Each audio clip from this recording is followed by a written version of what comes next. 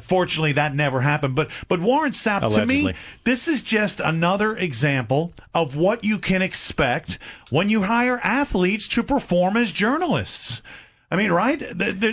Well, no. Should we even have expected Warren Sapp to know enough to get a second confirmation on the story before running with it? Well, I don't know that he doesn't have another problem. And again, my problem is almost back to the Sean King.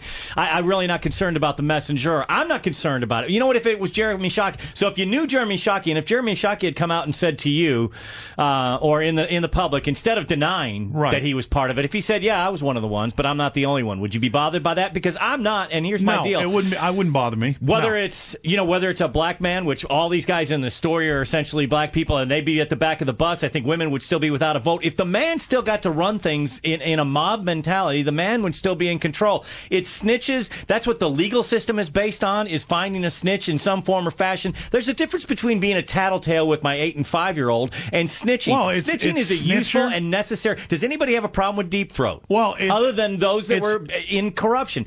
You can't. It's snitching versus whistleblower, because snitching implies that you have an agenda, that you're going to benefit somehow by turning said person in. Whistleblower is someone who turns that person in because it's the right thing to do, because it serves the right thing the greater good. Actually, it's funny, Brian, because I think there's actually two questions here that concern me. Number one is whistleblower versus snitch. All right. And it's absolutely a legitimate topic, and there's absolutely a case to be made that if there's greater good